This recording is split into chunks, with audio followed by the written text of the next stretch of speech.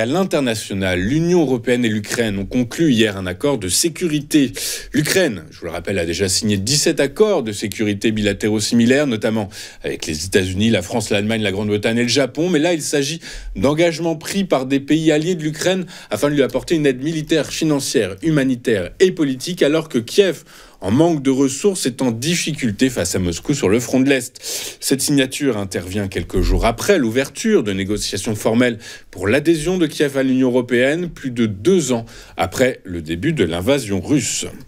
Cette nuit avait lieu le premier débat opposant Joe Biden à Donald Trump dans le cadre de la présidentielle américaine. Et que retenir de ce débat de 90 minutes qui a eu lieu extrêmement tôt dans la campagne ? Eh bien, au-delà de l'atmosphère tendue qui témoigne, qui a pesé sur les échanges, les deux candidats à la présidentielle américaine ont débattu sur l'inflation, l'immigration, le droit à l'avortement ou bien encore l'Ukraine.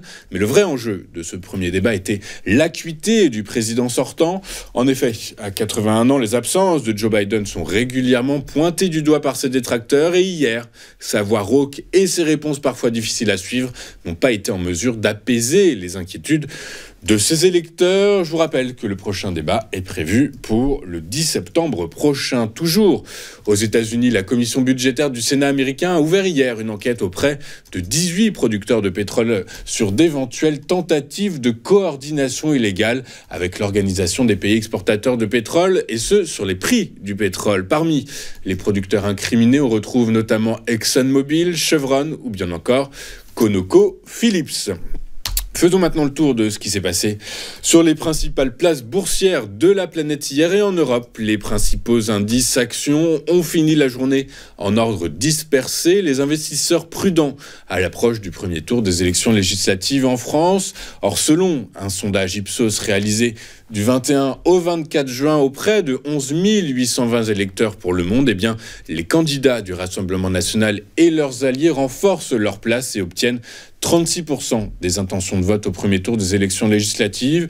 Ils sont suivis par le nouveau Front populaire avec 29% et le groupe Ensemble de la majorité présidentielle avec 19,5%. Précisons également que la crainte que le rallye induit par l'IA aux États-Unis puisse bientôt prendre fin augmente la perception du risque pour chez les financiers. À Paris, le CAC 40 a fini en baisse de 1,03% à 7530 points. À Londres, alors que les élections britanniques générales de 2024 se déroulent dans une semaine, les sondages publiés au cours des dernières 24 heures placent les travaillistes en tête, les conservateurs en deuxième position et les réformistes en troisième. En outre, à la veille de la publication de la mesure d'inflation préférée de la Réserve fédérale américaine, les investisseurs britanniques ont donc préféré rester prudents. Le FTSE a ainsi reculé de 0,55% à 8179 points. Enfin, à Francfort, le DAX a lui fait le chemin inverse. Soutenu par l'immobilier et les valeurs industrielles, il a gagné 0,3% à 18 205 points.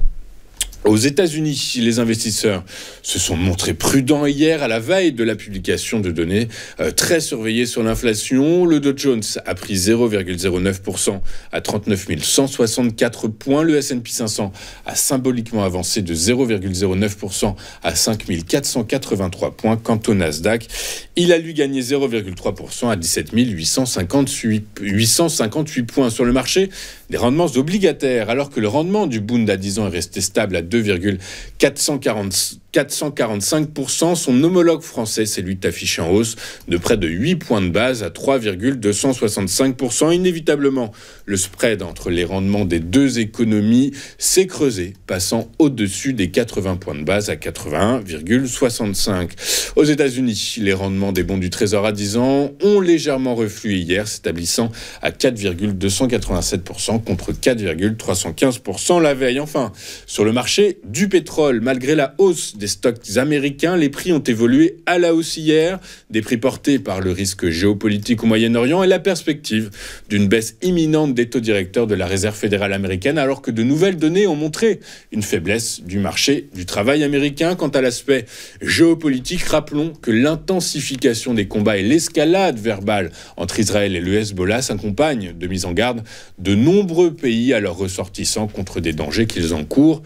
Au Liban, dans cet environnement, eh bien, le prix du baril de Brent de la mer du Nord pour livraison août a gagné 1,33% à 86,39 $. Quant à son équivalent américain, le baril de WTI pour livraison le même mois, eh bien, il a lui pris 1,03% à 81,74 $ l'unité. Nous allons marquer une toute première pause dans cette édition du 28 juin et juste après, comme convenu, comme promis, eh bien, nous retrouverons Antoine Quesada qui va commenter pour nous l'ouverture de la séance à Paris. Juste avant, un petit point macro pour vous dire que l'inflation est ressortie ce matin en baisse pour la France à 2,1% en glissement annuel après 2,3% en mai. Selon l'INSEE qui a publié donc cette estimation, c'est une première estimation pour le mois de mai, eh bien, ce ralentissement s'explique alors cette baisse, ce repli de l'inflation s'explique par un ralentissement de la hausse des prix de l'énergie et de l'alimentation et une évolution au même rythme qu'au mois de mai des prix du tabac, des produits manufacturés et des services. Voilà, on marque une courte page de publicité. On se retrouve dans un instant pour le chrono-CAC d'Antoine Quesada. À tout de suite sur Téléfinance.